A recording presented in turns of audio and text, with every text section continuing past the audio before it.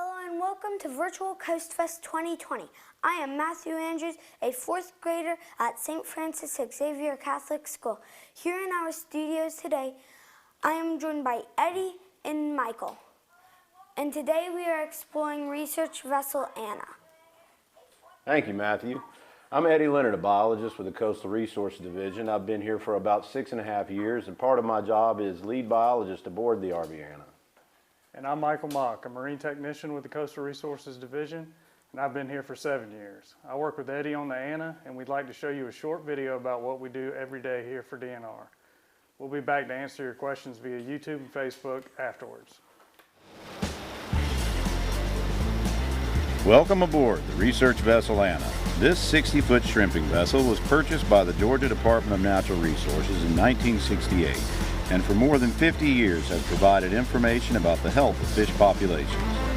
These data are key to properly managing Georgia's shrimp populations. Fisheries Management is one of the tasks carried out by the Coastal Resources Division of DNR. Each month, the Anna surveys 36 sites along the Georgia coast. At every site, a 40-foot net called an otter trawl is pulled behind the boat for 15 minutes. The net sinks to the bottom where two wooden structures called doors pull the net open. A tickle chain at the mouth of the net rattles along the bottom, stirring up marine life that then become caught in the net. GPS is used to pinpoint the sites and return to the same location each time. This is important because CRD biologists need to have accurate data that can be compared against itself over and over again.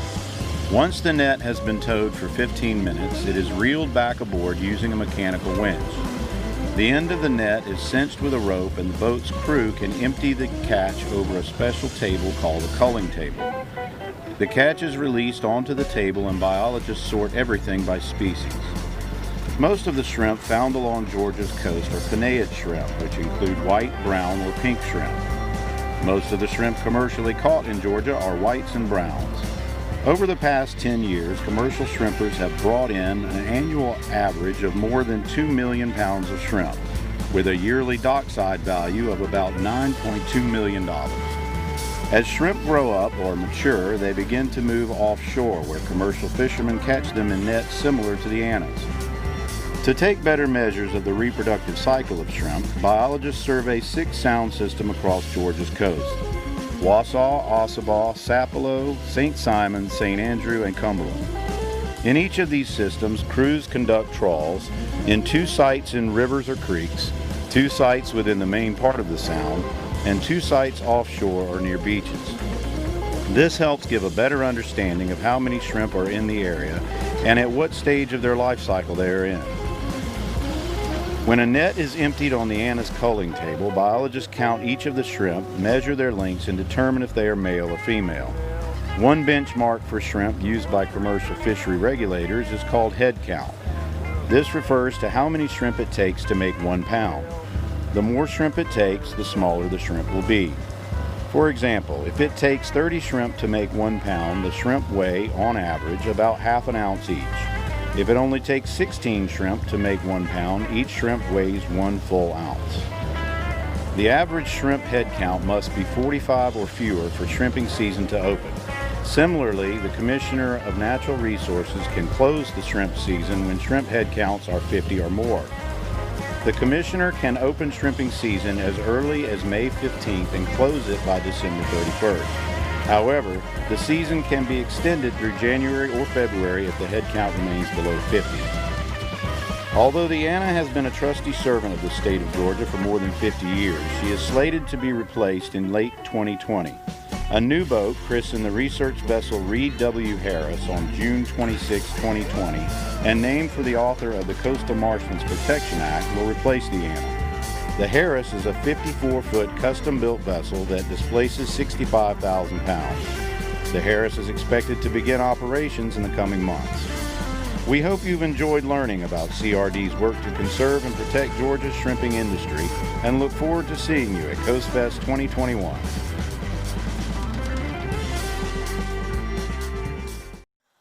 All right, welcome back to Coast Fest Studio.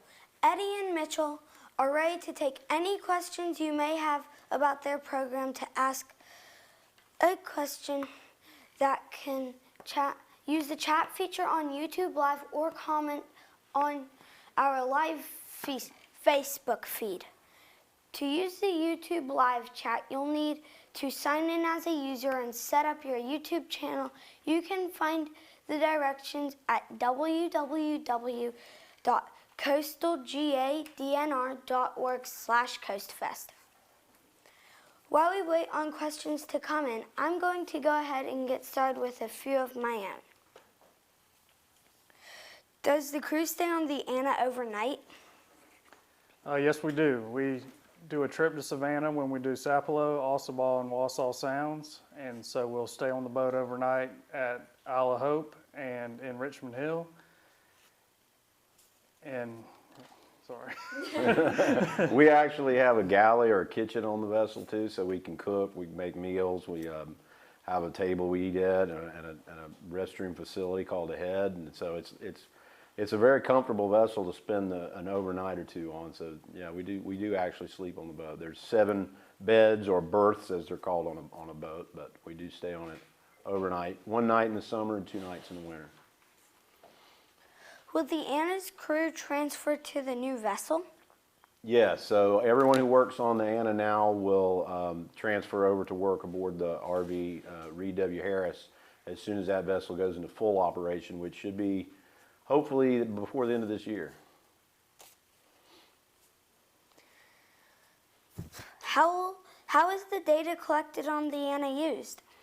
Oh, there's a variety of different ways the data are used. Primarily, we collect shrimp data, which is then presented to our shrimp advisory panel, which makes recommendations to the commissioner of DNR about when and whether to open or close the commercial food shrimp season. So that's the primary use for it. Then there's also what we call bycatch data, which are all the other fish and critters that we catch besides shrimp and crabs. And there are a lot of different people use that data from different universities and organizations can request the data from us, and we will send them whatever data they ask for.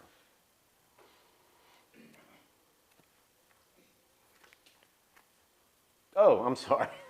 We got a question coming in online. So Allie Lancaster asks, do you have your new boat yet? Yes, we do. The new vessel, the RV Reed W. Harris, is here, and she's tied up at the dock, and we are awaiting an assessment of the characteristics of how that vessel pulls the net to make sure that we're being consistent between the old vessel and the new vessel. And as soon as that assessment is done, we'll actually put that boat into service. But it is here, and it's tied up at our dock right now, and she is a beauty. We're very, very fortunate to have that vessel. Another question here from Jonathan Watkins. How many shrimp do you catch when you go out to get the data?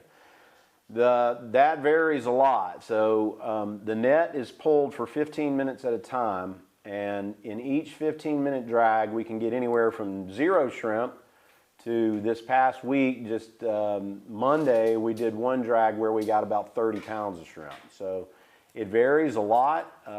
In some cases, very few. In some cases, a lot. And they vary a lot in size depending on where we're dragging the net. We have another question here from Leslie Jones. How does the shrimp move? They have little legs. Yeah, they do have little legs. They actually have a couple of different ways that they move. They have legs on their abdomen up towards the front of their body, what most people identify as the head of the shrimp. And so their long legs, they can propel themselves that way. They also have these structures called swimmerettes that are on the bottom side of their tail, and those sort of ripple through the water and they can propel themselves that way. And then if they're threatened, if they need to move fast, they take their tail and fan their tail out and pull their tail briskly up underneath themselves, and it will launch them backwards through the water to escape a predator, which is the main reason for the large muscular tail on shrimp, which is the part of the shrimp that most folks eat. What's next? Another question? Online? Yep. Okay, this is from St. Francis Xavier. How long are you on the water during the day? So we sample 6 different sound systems, and depending on how far away from our headquarters that the sound system that we're sampling that day is determines how long we're on the water. So if we're sampling Cumberland Sound, we will be on the water for about 10 hours that day. And then the first day of our north trip, when we do Sapelo, that day is about 14 hours. So we actually start off before 5 a.m. and we're usually not finished until after 7 or 8 in the evening. We really have to maximize our daylight time. So we pack as much as we can into a day. The highest number of drags we do in a day is about 10. We could do more than that on some cases, but most of the time it's about 10. And another question from Leslie Jones, another question for the class. Why are the shrimp orange in color? Well, that's a very good question, and I say it's a good question for a couple of reasons. One is a lot of times people will use color to try to identify aquatic organisms, shrimp, fish, a variety of things. And color is not a very dependable way to identify anything. So the shrimp can change a lot in color. There are times when the whole bottom of the shrimp will actually turn red, and a lot of folks say that's when the shrimp are actually migrating or moving. They change color depending on the substrate that they're over. If they're over a darker substrate or a darker water, their color will darken to make them easier. They hide easier. When they're cooked, they tend to have a little brownish color. When they're cooked, they can turn pink, and part of the reason for that pink color is because of the pigments that they naturally have in them break down, and the color that's left over is that pink color you see after they're cooked. But naturally, they tend to be somewhere between white and brown. And all right, we have another question from Annie Lancaster. Let's see. We're wondering where you take the shrimp you catch. Also, what do you do if you catch other sea creatures you don't need? Well, we measure and weigh everything that comes to the vessel. So anything that's in the net that comes aboard the boat, we measure it, we weigh it, and we catalog it, and then we put it back in the water. The shrimp, if we catch a large number of shrimp that are not going to survive the process, then we often will donate them to a variety of non-governmental organizations like food service places or that feed the needy or homeless shelters and things of that nature. If there's anything that can survive the process, we will release it. Another question from St. Francis Xavier. It's your home turf, right? All right. One of the places we get a lot is down near Cumberland Island. And they tend to congregate sometimes in deep holes, so just about anywhere you find a deeper hole that is probably a good spot. And it depends on what time of year it is, because the shrimp, they're spawned just offshore, and then they move up into the creeks and rivers, and then they actually grow about an inch a month, if you can believe that. They grow an inch a month, and as they grow, they move back towards the sound. And so, depending on the time of year, if you're trying to catch shrimp in the fall, a good place to try in the fall would be up inside the sounds closer to the creeks, and then towards later in the year out towards the beaches. And of course, at the beginning of the season in the spring, the beaches are a good bet because they're all gathering up to spawn out there. So it depends. There's not really any secret holes, but certainly deeper spots or places where there's water coming together from one creek to another, those are always pretty good bets. Then we have another question here from Jamie Flantos. How can you tell if a shrimp is male or female? Another very good question. So I talked a little bit earlier about the swimmerettes, which are the little tiny legs on the bottom of a shrimp's tail. In a male shrimp, those first 2 swimmerettes will be fused together in a little structure we call a clasper, and it's basically a little web basket that it uses when they're actually spawning. And that little basket, it starts to form when they're very, very little. So even a tiny juvenile male shrimp will have those little appendages on their front swimmerettes. So that's the way we tell the males from the female, and you can tell them as soon as you're able to see those first two swimmerettes, you can tell if it's a male or a female. So another question, Jonathan Watkins, how do you get started doing this job? That's a good question. How'd you get started, Michael? I went to College of Coastal Georgia here in Brunswick and studied coastal ecology and got a bachelor's degree in biology. I came in here, I guess, in 2013 and did an internship, which turned into an hourly position, which turned into a full-time position. So learning everything you can about the subject as far as experience is the best way to go. I had a similar experience. I went to Kennesaw State University in Metro Atlanta. I was there for a year, and then I left there and joined the military. I was in the Army for 4 years, and then I went back to Kennesaw State, finished my undergraduate degree there in biology, just as Michael did. And then I went to graduate school at University of Florida. You like University of Florida, right? So I went to the University of Florida and got a master's degree, and I would echo Michael in saying that the best way to get into the position is to get some experience. And what I like to tell people is kind of tongue-in-cheek, but its reality is to know how to do something. A lot of people, you can get the education. The education is critical, but it's also important to know how to do things like maybe drive a boat, operate a boat on a truck and trailer. One good thing to do is start off, just go fishing. Just get a rod and reel and go fishing and learn as much as you can about the resource. So those are all good ways to get started.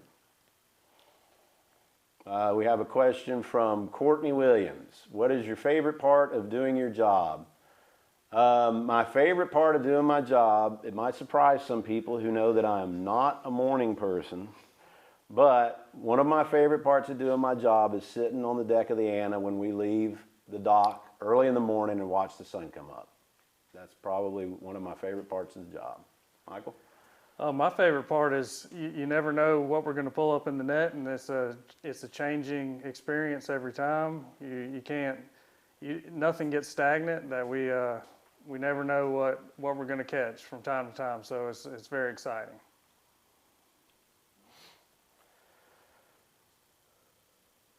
Another question from Allie Lancaster. Let's see, question from the class. Did your data change once the boat in the St. Simon Sound tipped? If so, how?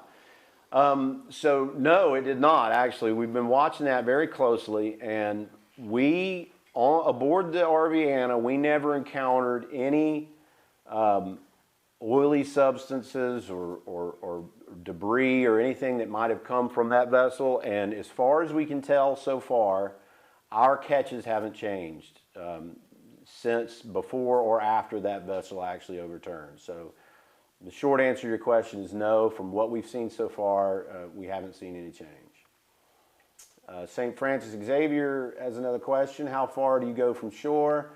What is the largest shrimp you've ever caught? How far we go from shore, the farthest we go out is probably Cumberland's probably about 2 miles, 2.5 miles. Yep. So the state waters end at 3 miles from shore. So we don't go any farther than 3 miles. And the closest we get to that limit's about 2.5 miles. What's the largest shrimp you've ever seen, Michael? I'd say we catch them 170 millimeters. 170 millimeters, which is it's about like that for a white shrimp. The biggest shrimp species that I've ever seen is a tiger shrimp, which is not a native critter to this area, and we've caught them that big. They're gigantic, but they're actually from Asia, and they don't really belong here, but we do catch them occasionally. Jonathan Watkins has a question. How do you determine the price per pound of shrimp? Well, the short answer is we don't determine it. The market determines that, and it just depends on what the demand and supply are. It's really a demand and supply driven industry.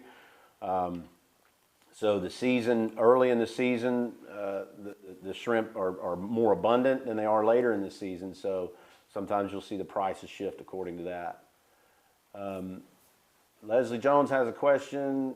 Do the shrimp sleep? I don't know if you could call it sleep, but they certainly would have a more dormant period. Where they'll sort of stay still, like most fishes do. They'll sort of stay in one place overnight. They tend not to move as much at night. But I don't know if you could actually call it sleep, but maybe rest. You want to take that one, Michael? Sure.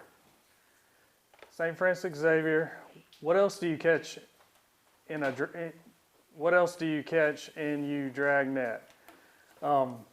We catch all sorts of fishes, crabs, all sorts of other invertebrates. We probably, on a typical drag, will catch, I'd say, 15 to 20 different species of fish and different shrimp.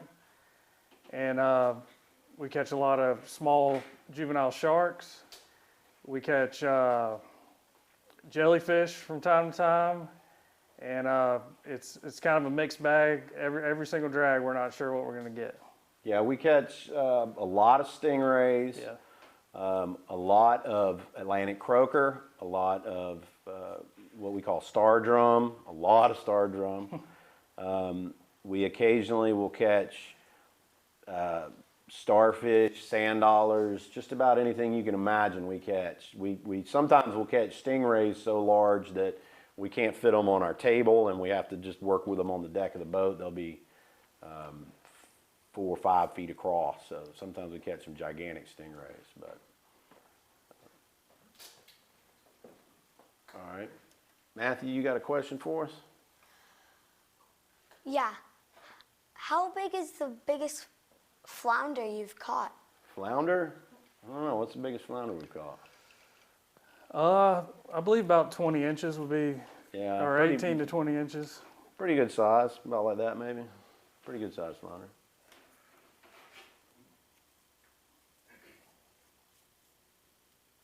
You want to go to this? Okay.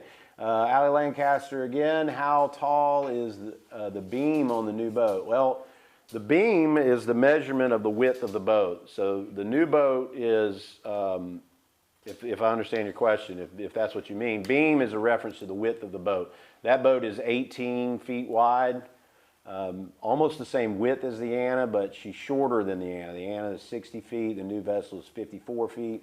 But you couldn't tell it by standing on the deck because there's an awful lot of deck space on that new boat. But the beam is actually the width of the vessel, and it's about 18 feet. And that's all the time we have for this session of Virtual Coast Fest. We hope you've enjoyed learning about the Coastal Resources Division mission. Tune in next time.